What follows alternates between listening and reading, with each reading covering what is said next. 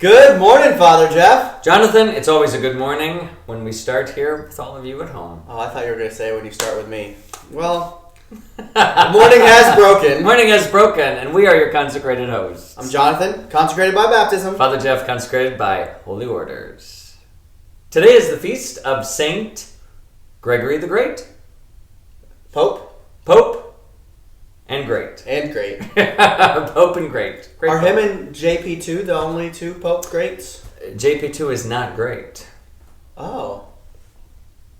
I mean, there are many who are pushing for that title to be applied to his sainthood, but he has not been officially greated. By just being canonized saints, aren't they all great? No. What does great mean? Great is a title that is like affixed to their official saint name, I guess. That's we talk about the four great saints of the Western Church and of the Eastern Church: Augustine and Athanasius, Ambrose, Chrysostom. I think John Chrysostom. Those are the great saints. They're the four bishops that are holding up the chair in St. Peter's Basilica, two from the east, two from the west. So they're like sculptures of They're the statues, okay. Yeah, the Bernini. And when you look at St. Peter's and the big window of the Holy Spirit, the dove that's in the back, what you'll look, if you look carefully, coming down out of the big golden clouds from that window is a giant bronze chair that is coming down from heaven, the chair of St. Peter. And there are four bishops on the earth who are receiving it. And it is the four great teachers of the West and the East. I'll try to get a picture of that, because we do that kind of stuff. We can maybe throw it up and show, the chair of St. Peter. Maybe put some behind it. Exactly. So yeah, and then there are a few popes that have been greated. And Gregory the Great, Leo the Great, I want to say Nicholas the Great might be one of them. But John Paul II is often called great by his devotees, but he is not officially great. Got it.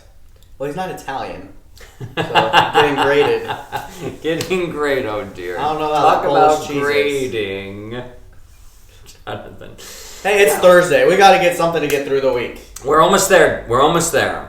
Yeah, he's great for many reasons. He was, he didn't really want to be Gregory, that is. Gregory. He didn't really want to be a saint. He didn't really want to be a pope or an ecclesiastic. He sought political office. He was like what we would consider the mayor of Rome today. Okay. And he did a really good job at that. And then he was like, I'm tired of this business. And he retreated to kind of tend to his soul. And then he eventually accepted the office of deacon. So he was one of the 7 deacons of Rome that basically were the territorial managers of large swaths of the diocese.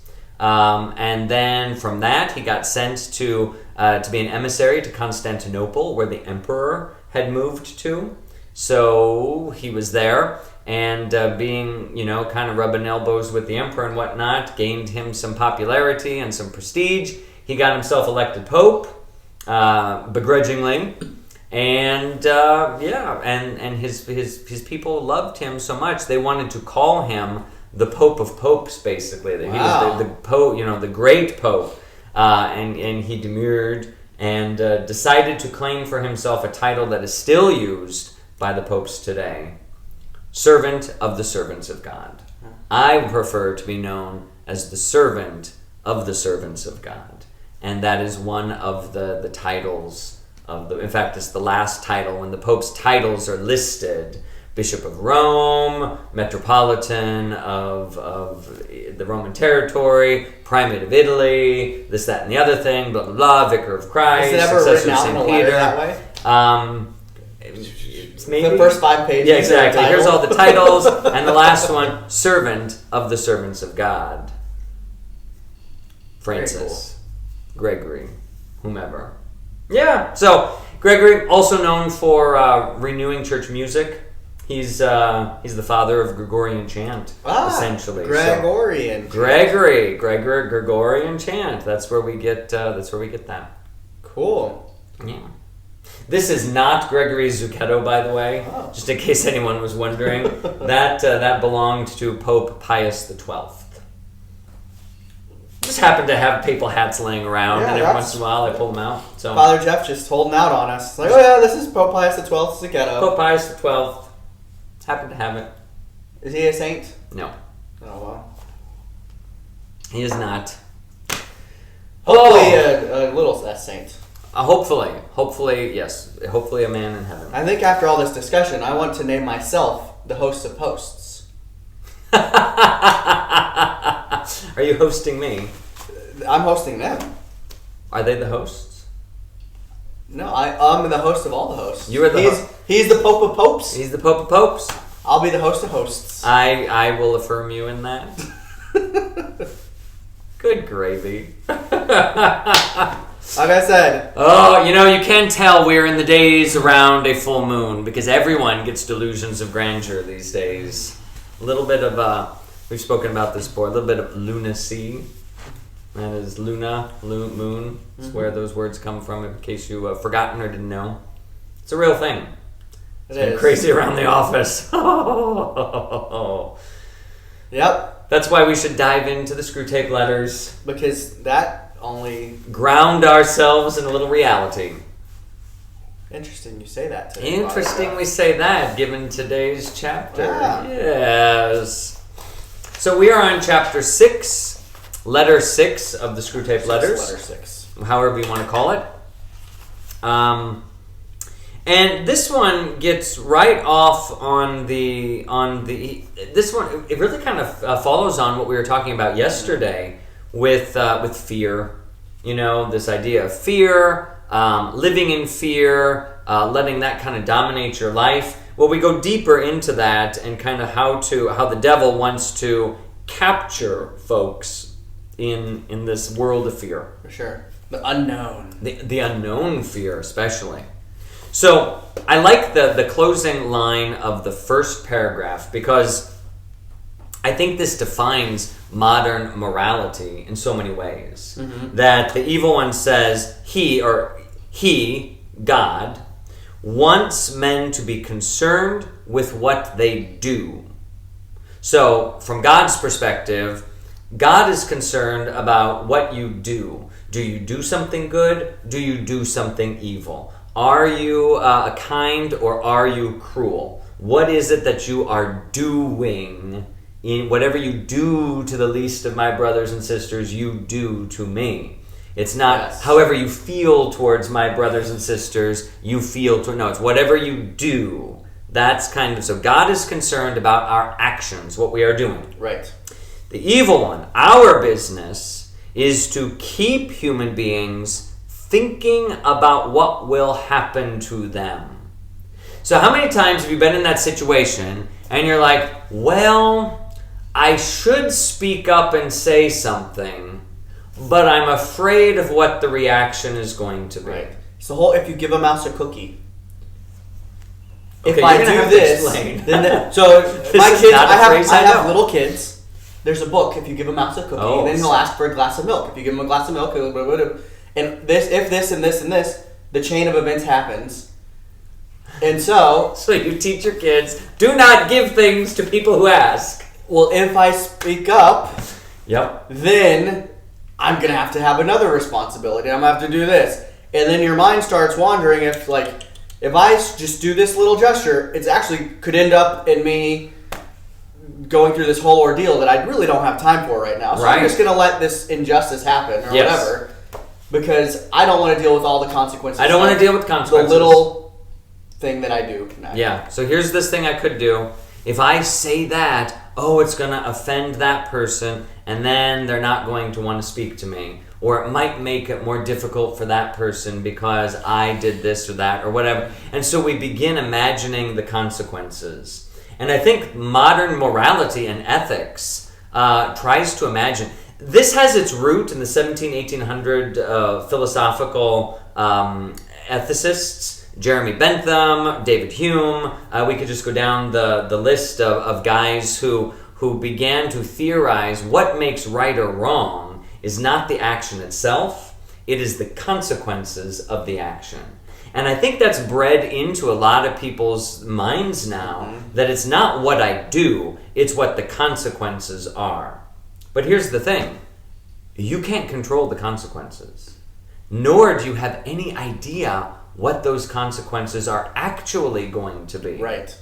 You know, you say something, you don't know if that's going to rub someone the wrong way, or if it's going to actually stir them to a greater love or devotion or fervor or conversion or whatever. I mean, if John the Baptist stood on the banks of the Jordan and said, "Oh, I really have to call people to repentance, but I'm afraid that they're going to be offended, or that they're going to arrest me, or that they're going to put me to death, so I won't say anything." What? Yeah, it's what's the word? Conflict. The avoidance of conflict. Avoidance of conflict. At all costs. Yeah, absolutely. And it's conflict, if done correctly, will, just like an argument, will come with a resolution. You will come out on top. Yeah. You know, if you avoid it and things get worse and things get built up under, because a lot of times that's what happens, then things start to hit the fan. Yeah, you have to address things. We can't just brush them under. We can't. Fear. It comes back to fear. For what is happening here, the devil wants you to fear the hypothetical. Fear the possible without actually thinking about what's really happening. Right. So God rewards virtue that is done, and the evil one wants to prevent you from doing anything by fearing hypothetical, possible, potential, maybe, maybe not things. Well, we just talked about servants of servants. Yes. And that to me just signifies that he's willing to sacrifice. If you go by this, it is never good to sacrifice, because sacrificing means I am giving up something. Yeah, I'll sacrifice this meal to offer it up for somebody. So then I'm going to be hungry. Well, then I can't do that because I'm going to be hungry. Right. I am going to help this old lady cross the street, but then I'll be 5 seconds later than I was going to be in the first place. I don't want to do that. That's really inconvenient. So I can't do that. Then you can't actually do anything for anybody because it's not self-serving. Sacrifice is people don't like sacrifice today, generally speaking. But as Christians, as Catholics, we have to embrace it. Take up your cross, follow after me. Daily. Okay, so that leads us to this next paragraph, basically, it just kind of iterates what we just said. It's the difference between real fear and perceived fear. So, you know, we've got this idea, there's things happening right now. And what God wants us to do is to really pray that Lord's Prayer, "Thy will be done. Give me this day my daily bread." Rather than, so face the things that are happening right now, and don't worry about those things that you have no control over or that are down the road. You could fear what next year is going to look like, but we've got right now to live in.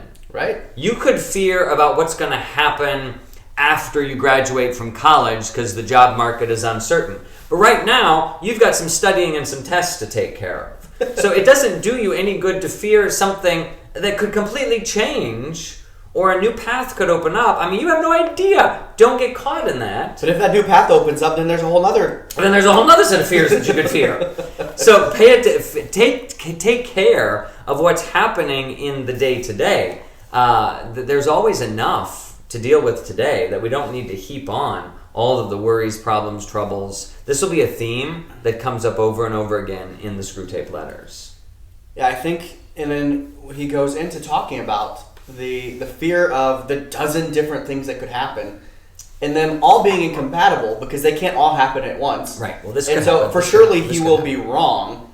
He says, let them stew in that. Yeah. Because the evil one wants to keep us in anxiety and fear. And it says here that even the enemy, God, does not assist those who are living in imaginary fear. Rarely does he do that. But he always assists those by his direct action in real fear, in real what's happening now. So I have all of this imaginary fear, and it's like, oh God, help me, take it away, whatever. And the Lord is looking at you and saying, there's nothing there. There's nothing to fear. You have imagined an enemy that doesn't exist. How can I help you against nothing? Right. So, for example, we have this pandemic. Oh my gosh, what if I lose my job because everything, the economy is going crazy, things are shut down. Sure. Instead of, today, Father Jeff came up to me and said, Jonathan, we're going to have to make some cuts at the parish because there's just not enough money. The fear then becomes real fear. Then it becomes real. I don't know what I'm going to do. Right. If the fear of I might lose my job, because you might for not no make it reason. Right. You might not make it till tomorrow. Yeah. That doesn't. There's no reason to fear that. So yeah, you're absolutely right. There are things that we could fear. I could fear all of the consequences of the pandemic, but none of them have really shown themselves in my life right now. So why am I fearing something that doesn't seem possible? Sure. Yeah. Oh, by the way, Jonathan, I need to talk to you in my office later on today. Great. All right, so as we move on, move on. Let's move on into talk about real fear. Let's talk about real fear. So the evil one goes on to say an important spiritual law is here involved. So he basically, fear becomes easier to master when the patient's mind is diverted from the thing feared to fear itself. So I guess this is the thing. If you've got something that you fear, here is this, I'm fear, okay? I'm the monster, and you're afraid of me as the monster, okay? So if you actually focused on the monster and doing something about the monster, then you could save yourself. Sure. But if you don't focus on the monster and just focus on your feelings of fear, then what happens is you turn inward instead of outward, and you get lost in yourself, and now you're not actually attacking the monster anymore, you're attacking yourself. So I think President Roosevelt said this, there's the only thing to fear is fear itself, because it debilitates you. Keep your eye fixed on the thing that you need to direct your attention to. If you're afraid of your house burning down, then don't just be afraid. Do something about it. Have a fire extinguisher at the ready in the kitchen. Check your fuse boxes and clean them out from dust bunnies regularly, or whatever. That don't just sit there and be like, I'm afraid my house could burn down in a moment. I'm afraid my house could burn down in a moment. And not do anything about it. I'm afraid that that it's going to flood, but I've never tended to the basement and taken care of, fixing the leak that was there. So don't just be afraid.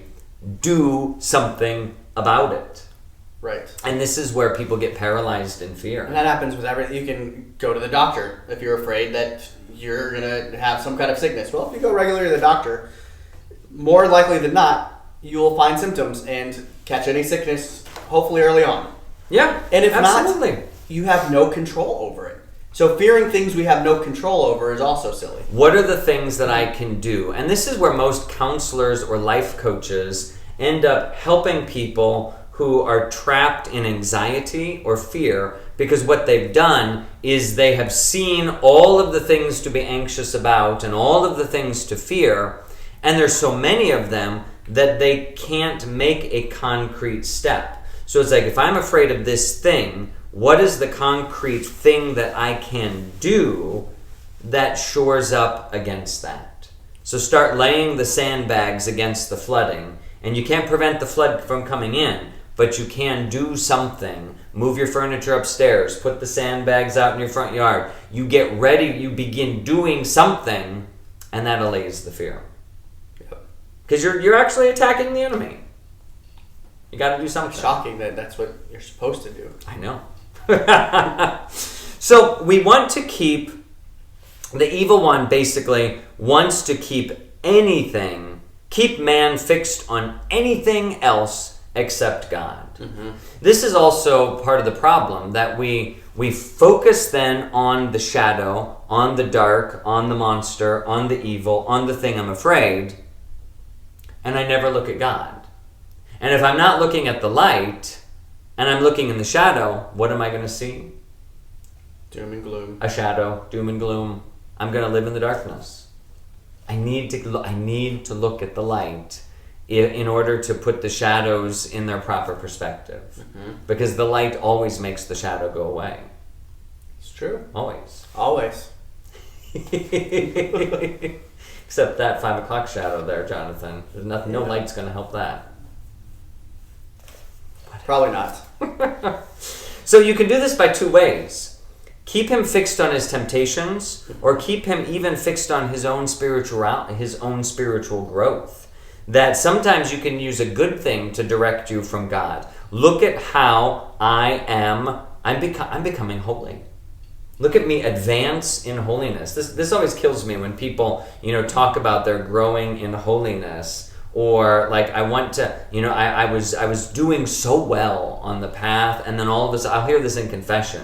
I was doing so well, things were going so good, and then I just kind of fell off. And it's like, well, you fell off probably because you weren't doing as well as you thought, and you kept staring at how well you were doing.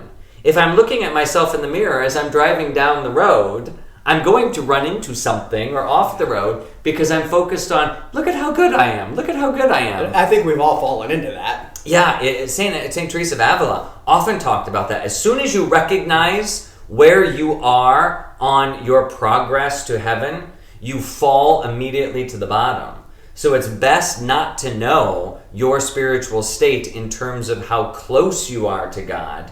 Just keep moving towards God. And don't look to see where you're at. It's hard. Because it'll inflate you with pride. Because you're more focused then on yourself. Look at me. Look at how far I am. Look at how holy I am. Everything begins to talk about me. Well, the danger of saying, when the process of, as I've grown in holiness in my life, yeah, the further I realize I am from God.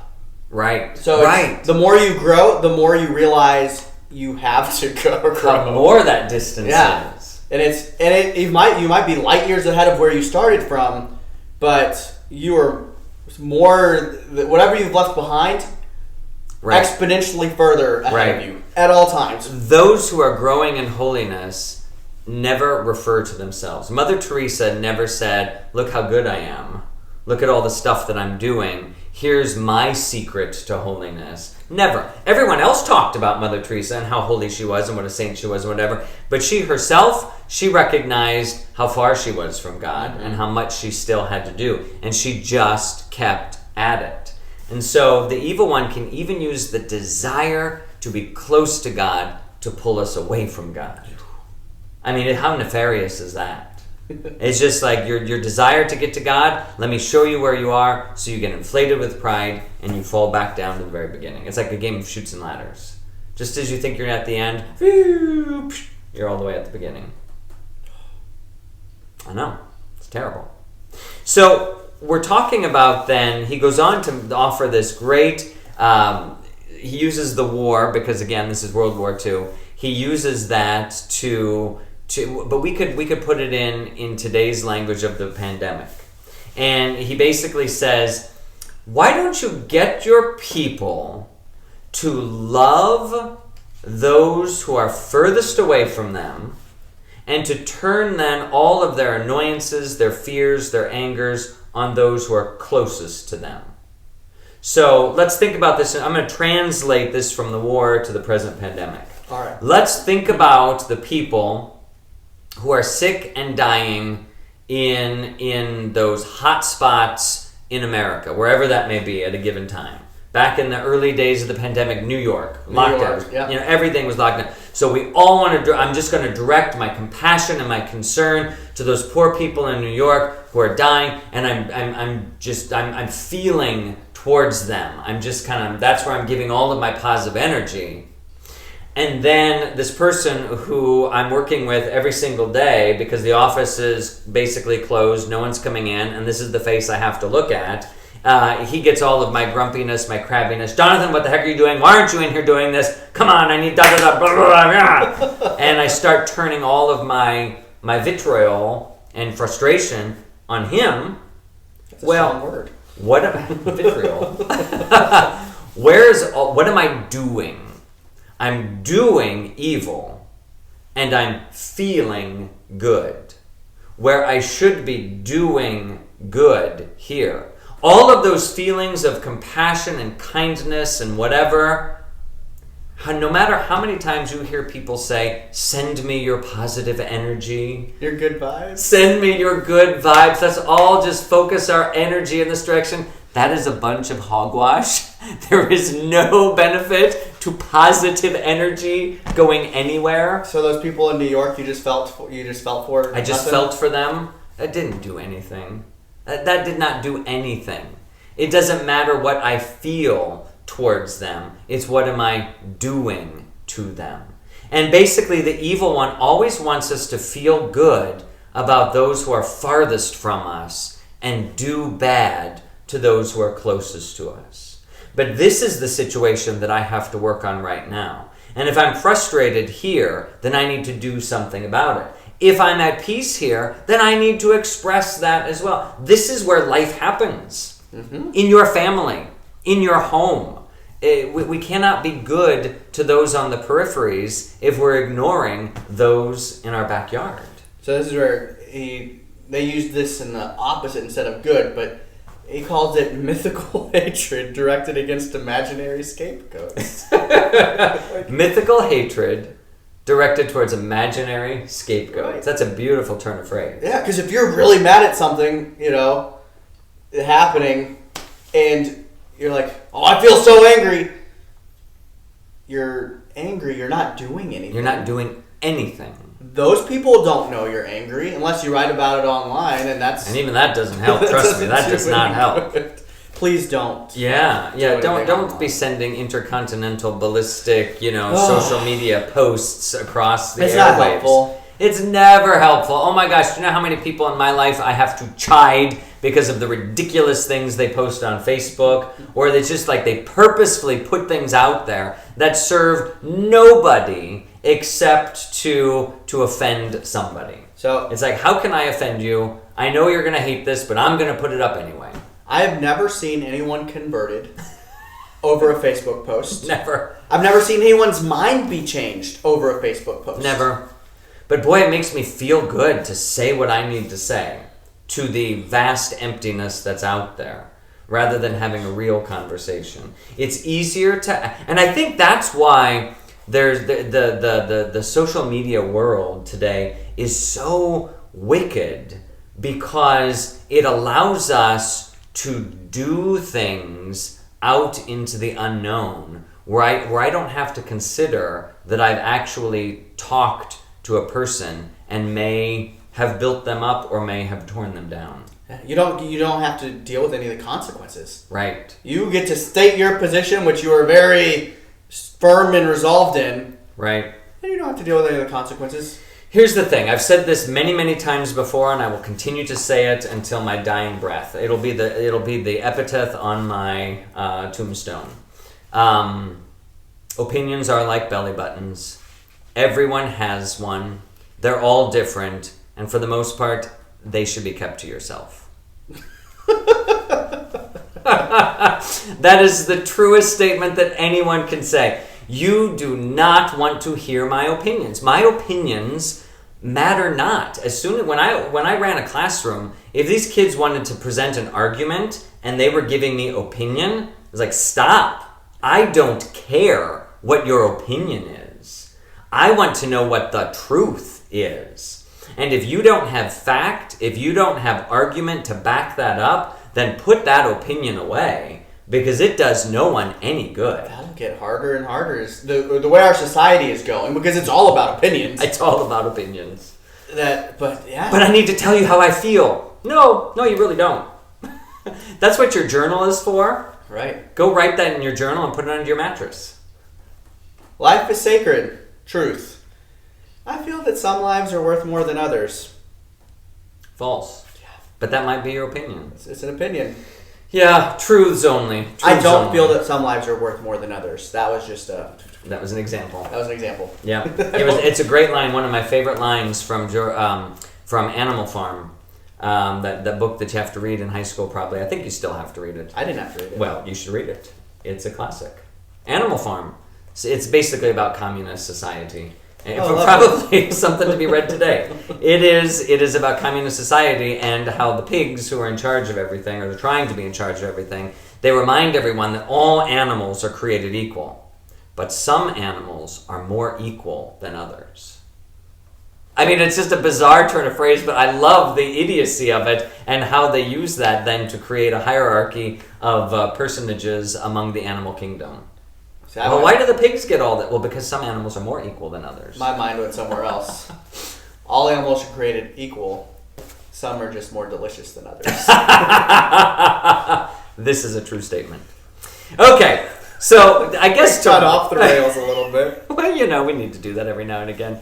Maybe we could bring this home. Okay. Where does this all end up? It ends up in, I kind of drew a diagram here that I always made my students copy down, because it's kind of like the human person, and it's 3 concentric circles. Mm-hmm. And basically what that is the very heart of this is a person's will.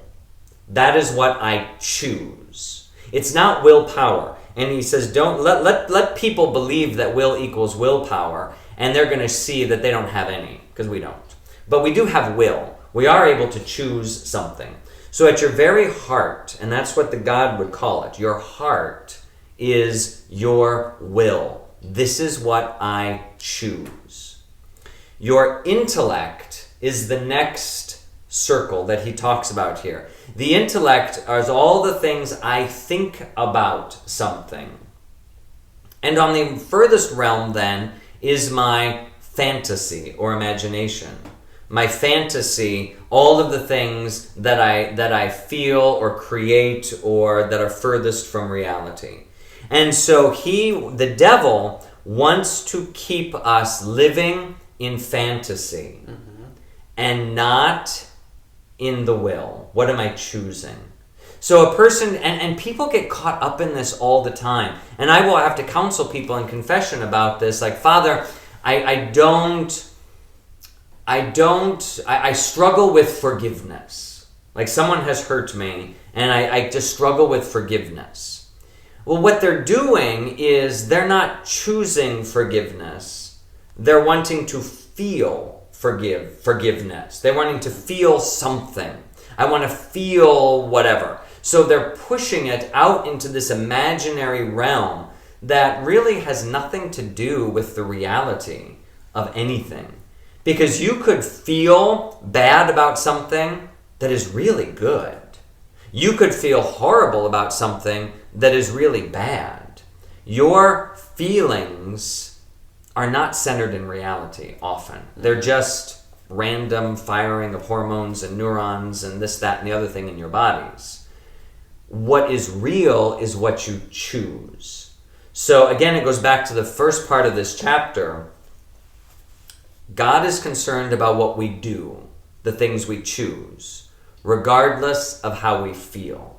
Mm-hmm. If we live in the fantasy, if I am afraid, then I am living in fantasy.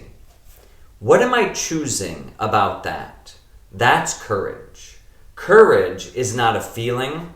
Courage is the choice to do something against the enemy which I fear. And so I can live in just the fear, or I could live in the will and actually do something. I choose it. Yeah. So reality is choice. It's not your imagination. It's not thinking through all the possibilities. It's not the anxieties that you're feeling. None of that is real. What is real is what you choose and how you respond to it. So make a choice today and do something. Don't just think about it, and don't just imagine and fantasize about it. Do something good. If you're worried about those people who are far, far away from you, then do something. Send some charity. Send a care package. Pray a rosary for. But then don't also forget those people that are in your family, and that's my cross. That's my daily. That's where I need my daily bread. I'm and my your cross. Jonathan, you are in many ways my cross. Excellent. A gift from God, wrapped up in this beautiful wooden, rugged thing that I have to carry on my back. I titled my chapter, Believing the Fantasy. Live in the moment. There you go. What's your title? Feel free to share it. Tomorrow's Friday. Tomorrow's Friday. We will see you then. Ciao.